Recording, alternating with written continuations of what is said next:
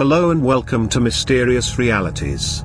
We would love to hear what you think about today's case and any suggestions of cases you wish to see us cover in future episodes. We would also really appreciate it if you could like the episode and subscribe to our channel. It really makes a huge difference. Today in Season 2 Episode 1 we have a case that could be direct from a Hollywood script. Some believe that the case actually took place in the late 1940s, whilst others argue that it is based on a creepypasta and urban legend. Whether true, or a story created to chill people to the core, the Russian sleep experience is enough to give you nightmares. So, sit back, relax, dim your lights and get ready for a creepy tale of 5 Russians who, as part of an experimental sleep deprivation test, took a dark and bizarre turn. In post-World War II Russia, researchers raced to develop a number of scientific experiences to provide the country with advantages over their former allies America and the United Kingdom. Like America, it is suspected that Russia had captured a number of German scientists to continue the experiments of Natzi Germany. As well as experiments to develop weapon and aircraft capability, the Russians were seeking to create super soldiers, not only increasing physical strength and intelligence, but they were also trying to develop a soldier who did not need to sleep. Sometime shortly after the war, Russian researchers commenced an experiment to keep 5 men awake for 15 days straight. In preparation for this, researchers had developed a new stimulant which was administered in a gas form.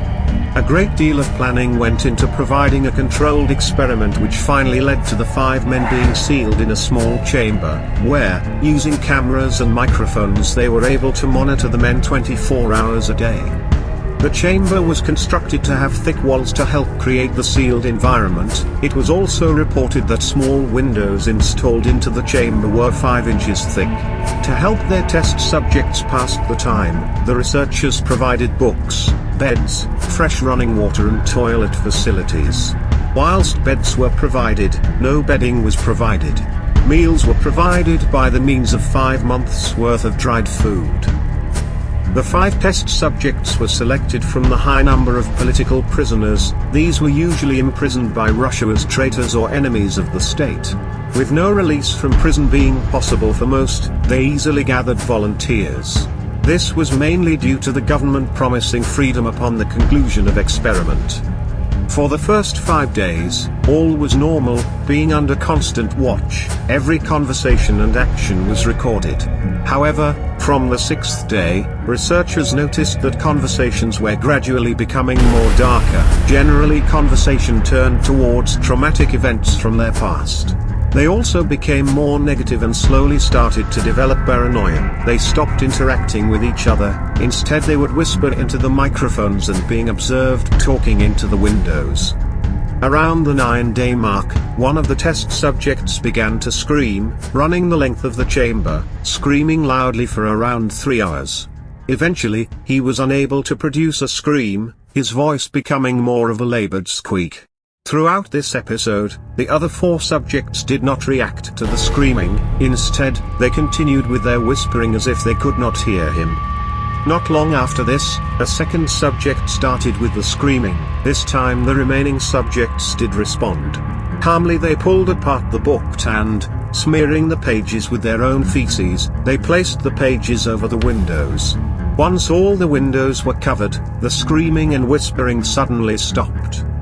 Around 3 days passed, and no sounds were detected. Researchers remotely checked the microphones but found them to be working. In addition to this, the use of oxygen suggested that all 5 subjects were still alive. In fact, it was determined that the oxygen use also suggested high levels of activity was taking place despite no sounds being made. Entering the 3rd week of the experiment, researchers had still not observed any sound or activity from the chamber. They made the decision to communicate directly with the subjects. Operating the microphone, one of the researchers calmly announced, "We are opening the chamber. We can test the microphones. Step away from the door, lie flat on the floor or you will be shot. Compliance will earn one of you your immediate freedom."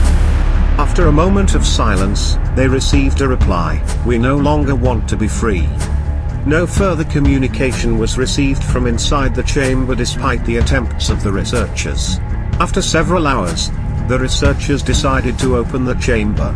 Flushing out the gas and replacing it with fresh air, objections started to be heard from the chamber. The subjects were begging for the gas to be turned on again. Once the chamber door was open, the occupants' screams became louder. This was followed by the scream of the soldiers we entered the chamber. It was discovered that one of the subjects had died. Their food rations had not been used for a number of days. They discovered that flesh from the dead subject had been packed into the drain, resulting in several inches of water being on the floor. A large amount of blood was also in the water. The remaining 4 subjects were observed to have torn away skin and flesh from their bodies, exposing bones in some areas. It was determined that they had done this themselves, using their hands, not teeth. The soldiers, some of whom were Russian special forces, observed the gruesome scene, which included the exposure of internal organs following the self-removal of skin from the subjects. This also led to the soldiers being able to clearly observe the workings of their digestive system, which was later confirmed to be digesting their own flesh, not the provided food. Many of the soldiers would refuse to re-enter the chamber as the subjects continued to scream out, demanding that the gas was turned back on. Finally, when soldiers did re-enter the chamber, the remaining 4 subjects fought strongly against being removed, leading to injury and death of the advancedly trained soldiers.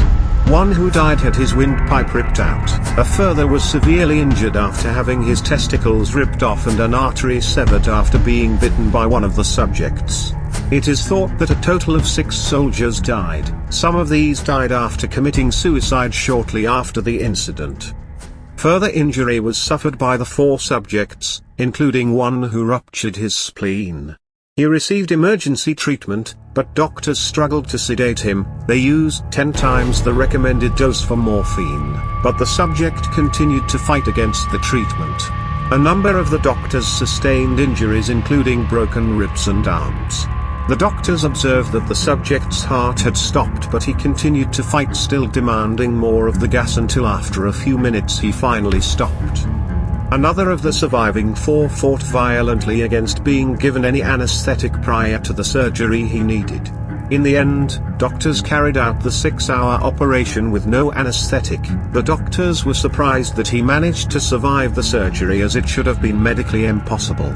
A nurse who assisted with the surgery would go on to report that whenever she made eye contact with the subject, he seemed to smile at her. Once the surgery was completed, the subject tried to speak.